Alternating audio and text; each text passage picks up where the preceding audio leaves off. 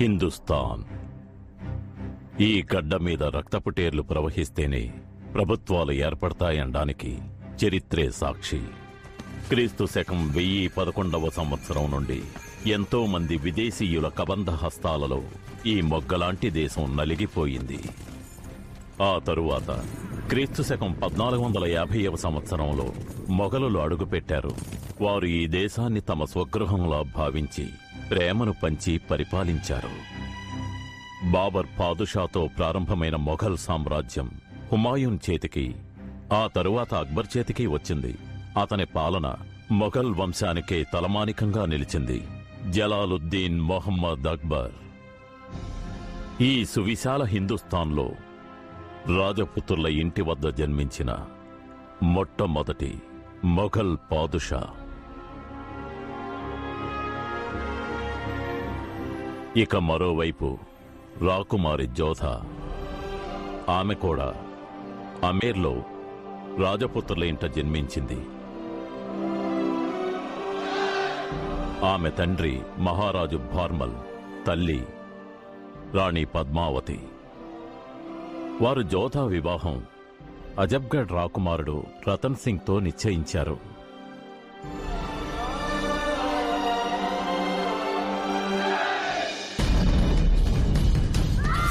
రాజపుత్రులు తమ పరివారానికి, ఇంటికి, రాజ్యానికి రక్షణ కల్పించుకునేందుకు బాల్యం నుండి యుద్ధ విద్యలను అభ్యసిస్తారు.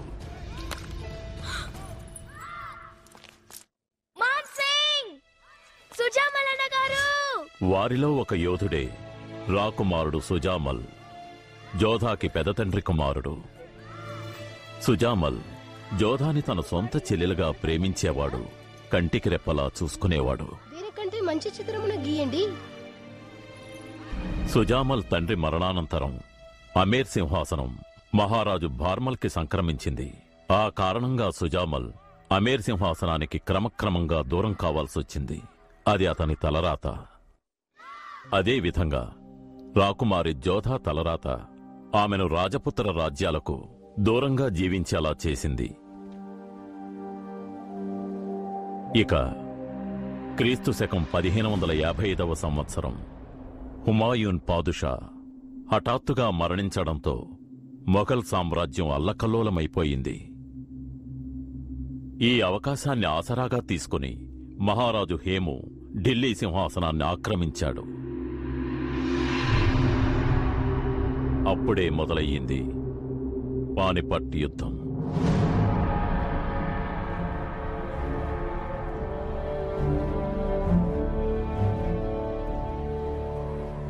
ఒకవైపు మొఘల్ సైన్యం కంటే రెండింతల సైన్యం గల మహారాజు హేము, రెండో వైపు 13 ఏళ్ల నుండి జలాలుద్దీన్ని పాలనాదక్షుణ్ణి చేస్తున్న హుమాయూనికి నమ్మకమైన సేనాధిపతి బైరం ఖాన్. హిందుస్థాన్ మీద అధికారాన్ని నిలబెట్టుకోవాలి. గుండెలో ధైర్యం, బాహుల్లో బలం, ఇవే మన లక్ష్యాన్ని స్థిరంగా ఉంచుతాయి.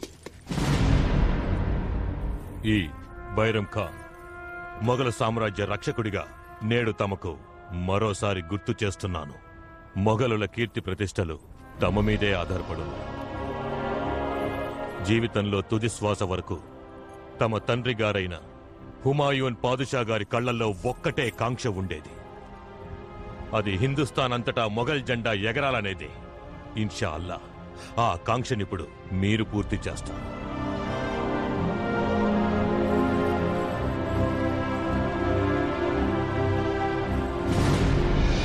शहंशाह राइयत जलालुद्दीन मोहम्मद जिंदाबाद।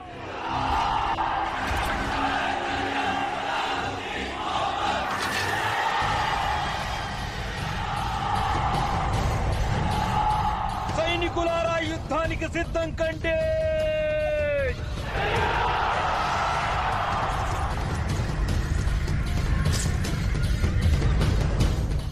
ఎలాగైనా మహారాజు హేమును అంతం చేయగలిగితే అతని సైన్యం భయంతో చెల్లాచెదరవుతుంది. నిశ్చితంగా చూడండి, శిరస్త్రాణం కవచాల్లో నుండి అతని కళ్ళు మాత్రమే కనపడుతున్నాయి. మన వెలుకాడకుడు కేవలం అతని కళ్ళనే లక్ష్యంగా ఎంచుకుంటాడు.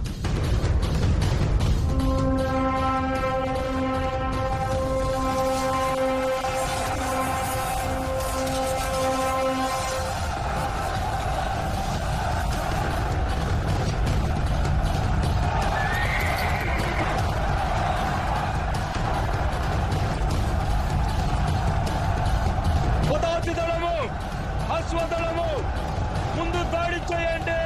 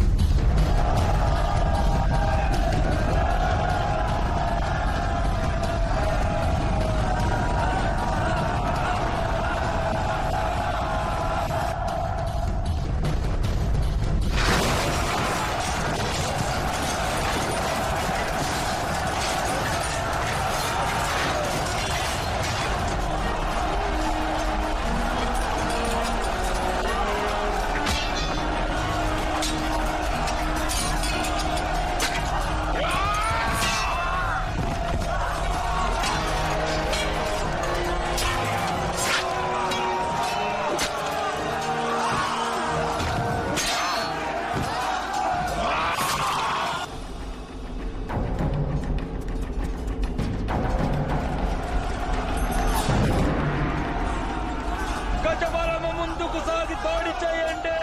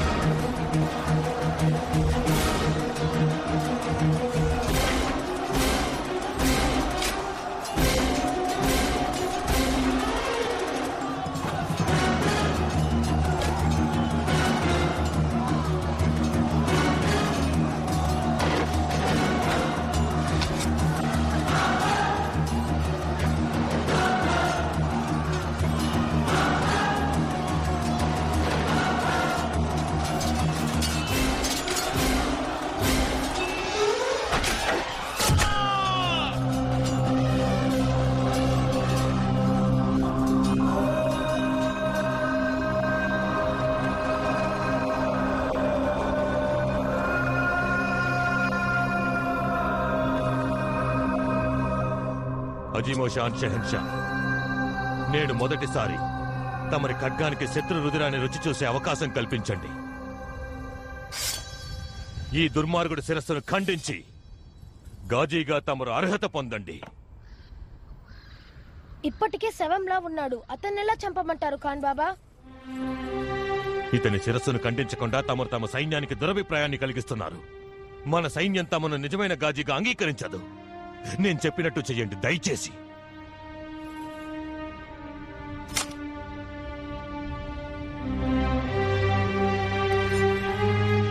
సిపాయిలారా,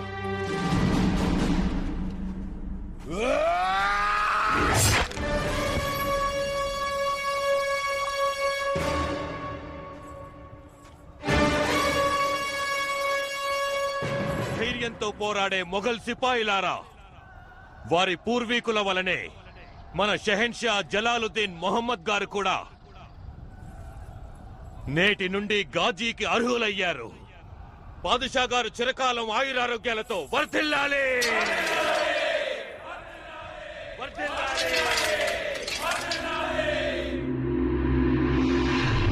ఈ విధంగా బైరం ఖాన్ జలాలుద్దీన్ మహమ్మద్ని ఢిల్లీ సింహాసనాన్ని అధిష్ఠింపజేశాడు. తరువాత 6 సంవత్సరాలు బైరం ఖాన్ హిందుస్థాన్ని సంపూర్ణంగా హస్తగతం చేసుకోవడానికి పొరుగు రాజ్యాల వారికి జలాలుద్దీన్ పేరుతో తాకీదులు పంపాడు. మొఘల్ షెహన్షా జలాలుద్దీన్ మొహమ్మద్ గారు అధికారపూర్వకంగా పంపిన ఆదేశం, 1 మాసం వ్యవధిలో తమరు, తమ సైన్యము, తమ ఖజానా మొఘల్ సామ్రాజ్యాధికారానికి లోబడడానికి సిద్ధపడాలి. అంతేకాదు, మొఘల్ సామ్రాజ్యాధికారానికి మీరు నమ్మకంగా ఉంటూ జిజియా మరియు ఇతర పన్నులను చెల్లించాలి. ఒకవేళ తమరు ఈ రాజాజ్ఞను ధిక్కరించిన లేక షరతులను అమలు జరపకపోయినా షహన్షా గారి కోపాగ్ని గురి కాగలరు. అంతేకాదు, మీ ధిక్కారాన్ని రాజధిక్కారంగా భావించి మీపై నేరం మోపబడుతుంది. ఆ నేరానికి శిక్షగా నేరస్తులను అంతం చేసి వారి రాజ్యాలను హస్తగతం చేసుకుంటాం. ఇట్లు హిందుస్థాన్ షెహన్షా జలాలుద్దీన్ మొహమ్మద్.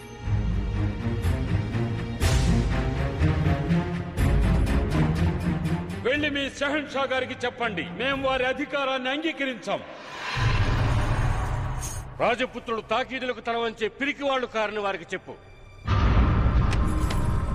మాకు కాస్త వ్యవధి కావాలి. మాకు అంగీకారమే.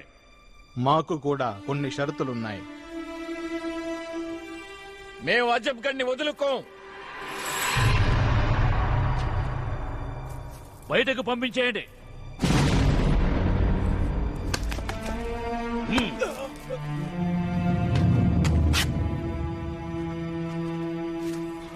యుద్ధానికి సిద్ధం కండి.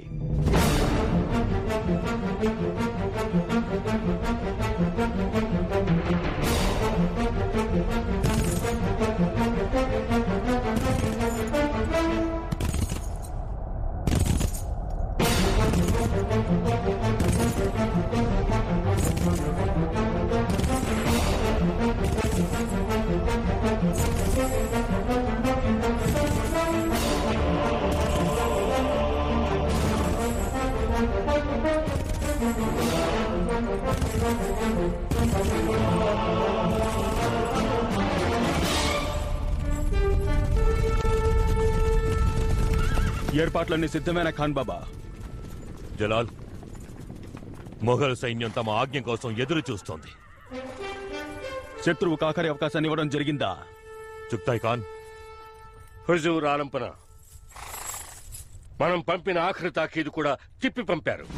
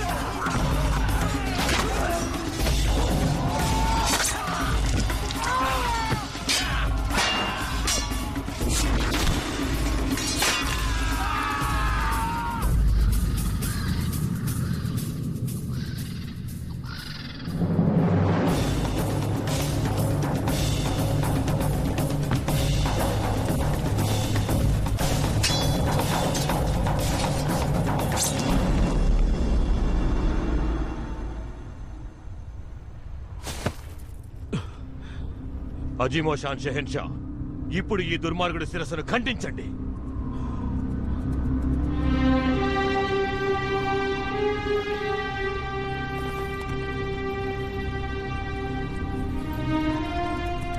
వద్దు ఖాన్ బాబా. యుద్ధంలో అన్నీ కోల్పోయి మన దయ మీద ఆధారపడ్డాడు. అటువంటి వాడి తల నరకడం వీరుల లక్షణం కాదు. గుస్తాకి మాఫ్ జహాపనా. కానీ ఈ మొఘల్ సామ్రాజ్యాధికారాన్ని రక్షించేందుకు మేము ఇతని శిరస్సును ఖండించకుండా విడిచిపెట్టాం. ఆపండి ఖాన్ బాబా, ఇక వద్దు. జలాల్, తమరి మొఘల్ సామ్రాజ్యాన్ని కాపాడవలసిన ప్రభువులని మర్చిపోతున్నారు. బైరం ఖాన్ నమ్మకమైన సేవకు ప్రతిరూపమే తమరు. ఒక్కొక్క ఇటుకను జోడించి మేము ఈ మొఘల్ సామ్రాజ్యాన్ని నిర్మించాం. దాన్ని సర్వనాశనం చేస్తున్నారు మీరు. మితిమీరిన రాజభక్తి ఒక్కోసారి మనిషిని కళ్ళు మూసుకొని ప్రవర్తించేలా చేస్తుంది. గత కొన్ని యుద్ధాలుగా మీలో క్రూరత్వం మరీ ఎక్కువ అవుతోంది ఖాన్ బాబా. నేడు మొదటిసారిగా మీ ఆవేశాన్ని అడ్డుకున్నాను. ఎందుకో తెలుసా? ఇక నుండి అన్ని నిర్ణయాలు మేమే తీసుకుంటాం. మనమిక నుంచి ఏ యుద్ధంలో గెలిచినా ఓడిన యుద్ధ ఖైదీలతో చాలా మర్యాదగా ప్రవర్తించాలి. అంతేకాదు, యుద్ధ ఖైదీలను ఎట్టి పరిస్థితుల్లోనూ బానిసలుగా మార్చకూడదని ఆజ్ఞాపిస్తున్నాను. మేమీ రాజ్యాన్ని అధికారంతో కాదు, మానవత్వంతో పాలించాలనుకుంటున్నాం.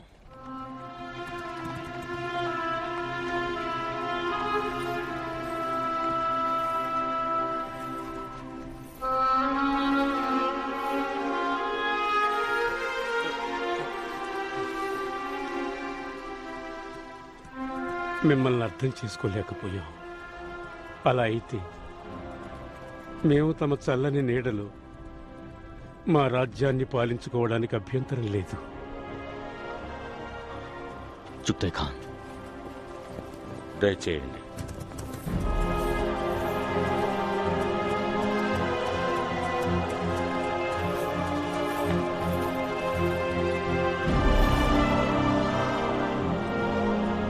ఇక మీరీ బరువు బాధ్యతలు వదిలి అల్లా నామస్మరణ చేసుకుంటూ మక్కా చేరుకోవాలని మనస్ఫూర్తిగా కోరుకుంటున్నాం.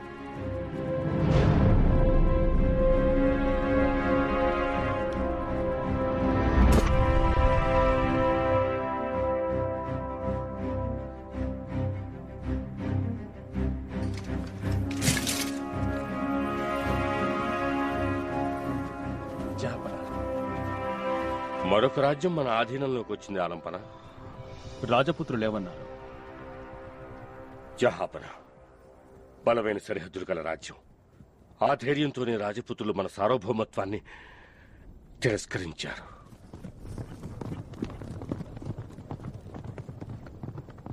రాజపుత్రులు ఖడ్గాల మీద రక్త తిలకాన్ని దిద్దే మహావీరులు.